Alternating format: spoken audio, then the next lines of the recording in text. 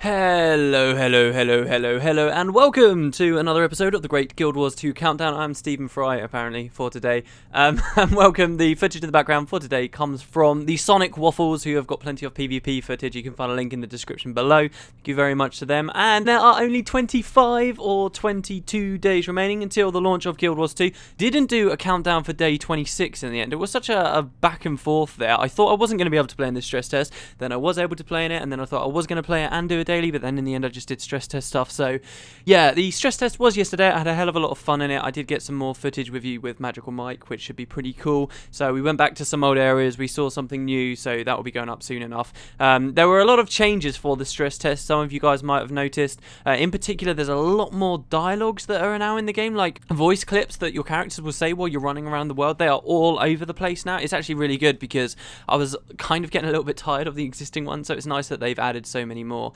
I was playing as an elementalist, for example, and every time I swapped attunements now, I had a different voice clip for swapping attunements. I didn't just have one, I had several. I had like 3 different options for my Asura female when I was swapping attunements, and I'm guessing that there's going to be 3 different, I suppose, for male Asura and for all the races as well, which is pretty crazy.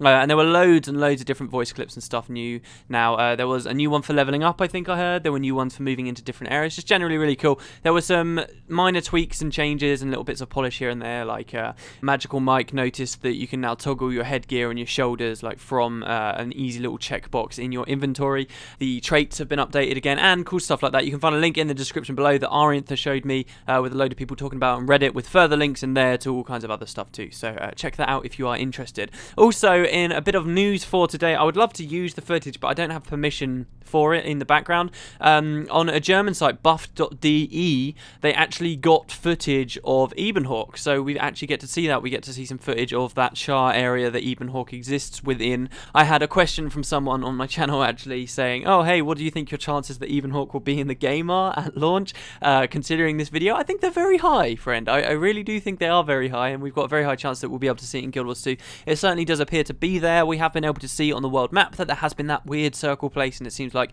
Ebonhawke was there. If you go, in fact, to Divinity's Reach, you'll find an Asura gate there that says, oh, it's just disabled for the demo. So it is kind of like the 7th next big place, and it does look quite impressive. I've got to say, the gates to it with like the 2 hawks looking in, it doesn't look how I imagined it, not from like the concept art we saw in the original trailer, but that's to be expected. I mean, come on, you think about a place for so long in your mind's eye, it's always going to be different when you finally see it. But it does look very grand, very cool. It's not in its own world space, it would seem, which puts it kind of on par with something like Beetleton, except much bigger. And what this might mean is we could have meta events possibly involving that entire area. Like that entire place could, in theory, be taken over by something. Something could attack it, a dragon, whatnot. Really, that isn't going to happen as far as I can see in the actual towns and signature cities like Lion's Arch and Ratasum and so forth, because ArenaNet don't really want them to be combat based. Maybe during events like Halloween and stuff we'll see that change, but they certainly at the moment don't seem to want to have big events and stuff going on in those areas. But Ebonhawke, that's on the board for, so it should be really cool. And like I say, you can see some footage of that. That was probably the best news that kind of came out for today.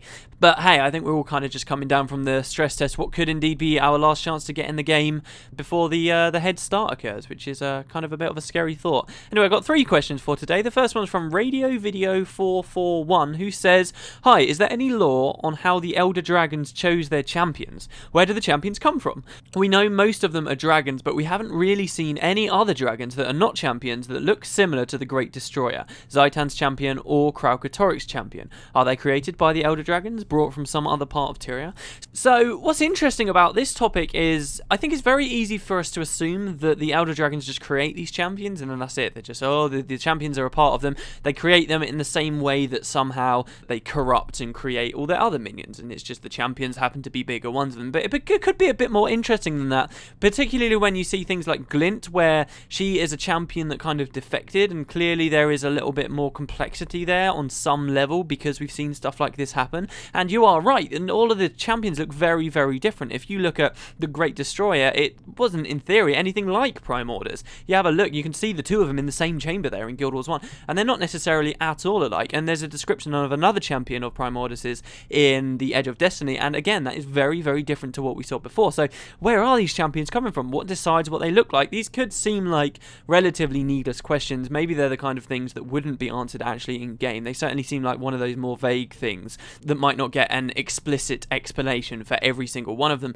but it is an interesting idea because I think we just kind of take it for granted that the champions are just there, and there could be a lot more story to it. Where are these champions coming from? Who are they? We know that they clearly think on a different level to the Elder Dragons that are being described as this kind of hungry elemental forces that shape the face of Tyria, while the actual champions seem to be able to think on a level we are much more familiar with. You look at the way we interacted with Glint, and if Kunavang indeed as well turns out to be a champion of a different Elder Dragon, then her as well in the same boat. You can see that they are slightly different. How is it that we have these Elder Dragons that think on this completely different level, if we can even describe them as thinking at all, to then have these champions that kind of work for them and go towards their aims, but are kind of more traditionally intelligent about it? Where does this come from? It's a really interesting idea, and considering the fact that a lot of the focus of the game is fighting against these guys, these are the big bad evils, it makes me wonder whether there will be more story there, because this is the hierarchy of our enemies, and more exposition on how they are being built and where they're coming from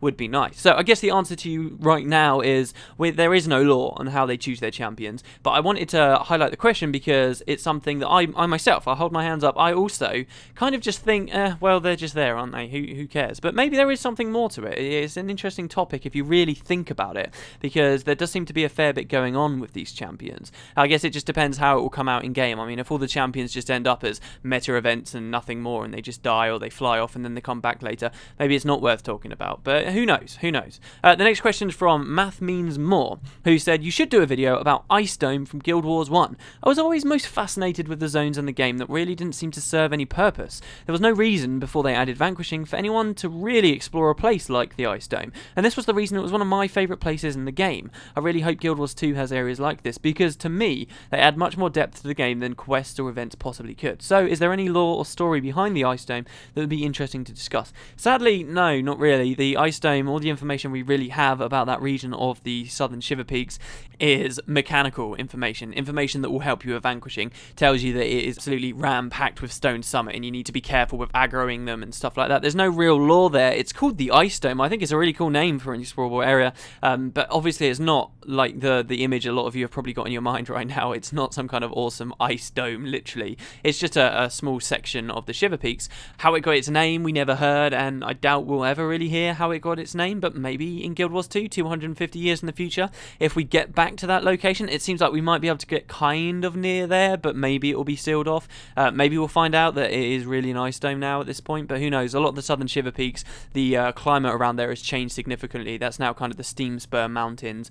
We've got that region called the Delgamore Front, though, and it's kind of straddling the border, I suppose. So, as for lore, we don't have any certainty right now, really, that makes it anything significant. And if we ever did, it would be in Guild Wars 2, and that's up in the air. But I picked your question mainly because I quite agree with your sentiments here. I mean, one of my favourite places in Guild Wars 1, just for this kind of remoteness feeling to it, was a place in the Maguma Jungle called the Dry Top, which was pretty much the same thing, just a very small explorable area that if you just played through the main storyline, you would completely skip, and there was no reason to go there except to go and vanquish it. And I always do like those kinds of areas where it just feels a bit remote. There's not necessarily much content going on out there, and obviously that was a big problem for Guild Wars 1 when Prophecies first came out. ArenaNet had built a massive, fantastic world, but it wasn't very dense as far as quests and things went. Most of those areas never had any purpose. A lot of them did gain a purpose later on in the development of the game, particularly when Guild Wars Beyond came out, but some of them still do remain pretty much useless. But there was always something quite cool about that, about those areas, and I totally agree, and some of my favourite outposts were the ones that were most empty. It's kind of that feeling you get from games like Shadow of the Colossus, where you feel like you're having fun even though there isn't necessarily a massive density of stuff to do in that general area, but it's only really achieved if the entire game kind of feels that same way. So if we were looking at Guild Wars 2 and saying, right, is there any area like this in Guild Wars 2? Is there some kind of quiet zone that really there's not much reason to go to, but you just feel cool for being there? I don't know whether we can say the same thing, because Guild Wars 2 has out and out shown people that it is ram-packed with content, it is full of stuff to do, and that might be a bit jarring to people then, to go to a massive chunk of the world that's just got nothing going on, and I don't think many people would like the idea of that. But I do think that they do kind of serve a purpose in some way, and I quite liked that I found someone like-minded that did enjoy those kind of more quiet areas. It kind of goes back into what we were talking about with fishing before, that a lot of fishing in MMOs isn't necessarily a really intense or interactive aspect of the game, but it was still fun on some level, and something that a lot of people look back very fondly on, even though in reality they weren't necessarily doing much in the way of playing. They might have just been chatting to people in their guild.